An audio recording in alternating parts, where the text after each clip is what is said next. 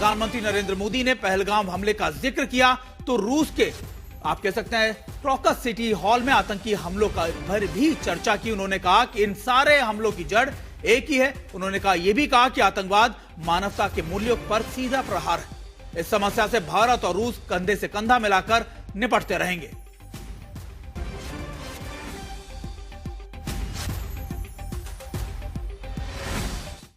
आतंकवाद के विरुद्ध लड़ाई में भारत और रूस ने लंबे समय से कंधे से कंधा मिलाकर सहयोग किया है। पहलगाम में हुआ आतंकी हमला हो या क्रोकस सिटी हॉल पर किया गया कायरतापूर्ण आघात, इन सभी घटनाओं की जड़ एक ही है।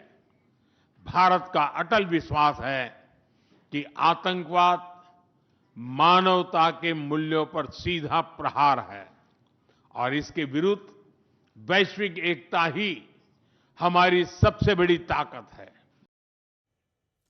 और देखिए, सबसे पहली बात यह कि उन्होंने आतंकवाद पर एक बार फिर से दुनिया भर को यह आईना दिखाया कि आतंकवाद अलग अलग नहीं हो सकता। आतंकवाद हर ही देश के लिए एक जैसा ही है। इससे पहले आज सुबह से लेकर अब तक क्या हुआ है, ये तस्वीरें आपको दिखाते हैं और आपको समझाने की कोशिश करते हैं कि आज सुबह से लगातार कौन कौन सी महत्वपूर्ण ऐसे आप कह सकते हैं इवेंट थे, कार्यक्रम थे जिन पर दुनिया भर की निगाहें थी। आज सुबह करीबन 11:08 पर राष्ट्रपति पुतिन राष्ट्रपति भवन में औपचारिक स्वागत किया गया। उन्हें 21 तोपों की सलामी दी गई और फिर गार्ड ऑफ ऑनर के साथ राजकीय सम्मान भी दिया गया।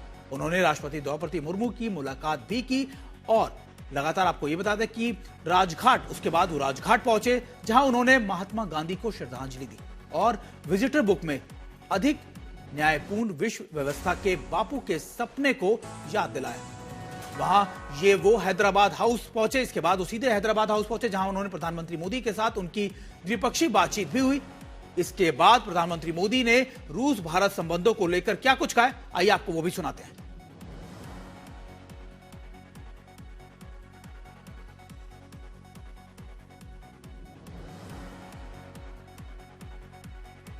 पिछले 8 दशकों में विश्व में अनेक उतार चढ़ाव आए हैं। मानवता को अनेक चुनौतियों और संकटों से गुजरना पड़ा है और इन सब के बीच भी भारत रूस मित्रता एक ध्रुव तारे की तरह बनी रही है। परस्पर सम्मान और गहरे विश्वास पर टिके ये संबंध समय की हर कसौटी पर हमेशा खरे उतरे हैं।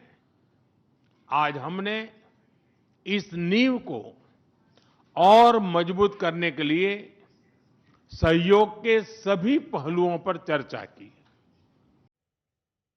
और हमारे साथ इस पूरी खास पेशकश पे हमारे कई खास मेहमान हमारे साथ जुड़े हैं। हमारे साथ सबसे पहले रुक करता हूं Major General Bishambar Dayal sir का। सर, आतंकवाद को लेकर प्रधानमंत्री मोदी ने फिर वही बात दोहराई और वो इसलिए भी जरूरी था क्योंकि उन्होंने रूस में हुए आतंकवादी हमलों का जिक्र भी किया और यह भी बताया कि आतंकवाद सभी देश के लिए एक जैसा ही नासूर है। देखिए, इसमें कोई शक की बात नहीं है कि अगर पिछले 40 साल में अगर दुनिया ने में किसी चीज ने तबाही की है, दुनिया की शांति को भंग किया है और अगर दुनिया को बार बार थर्ड वर्ल्ड वॉर की तरफ धकेला है तो वो है आतंकवाद। और आतंकवाद का उन्होंने नाम नहीं लिया कि एक ही जड़ है। आतंकवाद की पूरी जड़ पाकिस्तान में है। पाकिस्तान उसका सरगना है, वहीं से इसका जन्म हुआ है, वहीं से ये पनपा है और वहीं से दुनिया में फैला है। इसमें कोई शक की बात नहीं है। अगर आप किसी भी तंजीम को उठा के देख लें, अल-कायदा को, ISIS को, किसी को भी, उसकी जड़ कहीं ना कहीं पाकिस्तान से कनेक्टेड मिलेंगी। तो आतंकवाद जो है वो अपने आप में एक वॉरफेयर है। आज दुनिया जिस सेकेंड वर्ल्ड वॉर के बाद मिलियंस ऑफ सोल्जर्स के सेक्रीफाइसेस के बाद दुनिया जिस पीस में थी उसको भंग करने में आतंकवाद है। भारत की पूरी प्रगति, पूरी भारत की जो पीसफुल एनवायरनमेंट, जो बुद्धा के देश को अगर किसी ने हॉन्ट किया है तो वो है आतंकवाद। चाहे वो आतंकवाद JNK में था, चाहे वो माओइस्ट थे, चाहे नॉर्थ ईस्ट में था। तो प्राइम मिनिस्टर ने ये इसलिए भी किया है क्योंकि रशिया भी, अगर आप देखें तो रशिया ने 96 में चेचनिया में, दागिस्तान में जो आतंकवाद रशिया ने उस टाइम पर झेला बहुत वो था।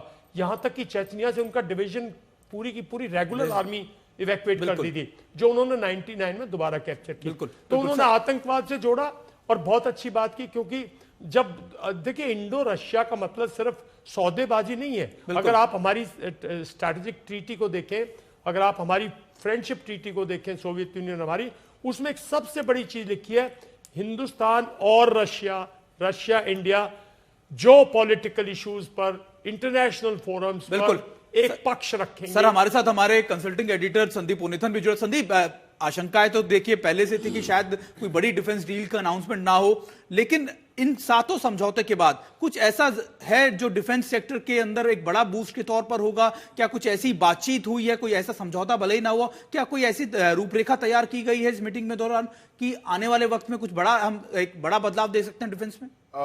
सुमित, जिस तरह की जो रिलेशनशिप है हमारी रूस के साथ, उसमें ऐसे कोई आशंका बिल्कुल नहीं है कि आगे चल के हमें बहुत सारे ऐसे अनाउंसमेंट देखने को मिलेंगे। ये जो है, हमने बहुत सारे नींवें लगाई हैं डिफेंस प्रोग्राम्स की, जैसे कि ब्रह्मोस की अभी नेक्स्ट जनरेशन की बात चल रही है, मतलब छोटे आकार में एक ब्रह्मोस मिसाइल आएगी, फिर ब्रह्मोस मार्क 2 डेवलपमेंट कर रहे हैं, हाइपरसोनिक वर्जन ब्रह्मोस की, और उससे आगे चल के S-400, S-500, और सबसे इंपॉर्टेंट जो चीज है आज के इंडियन एयरफोर्स में सबसे ज्यादा जो नंबर्स हैं सुखोई 30 जहाज के हैं, और वो करीब 25 साल से इंडियन एयरफोर्स में है, लेकिन आज तक उसको अपग्रेड नहीं किया गया।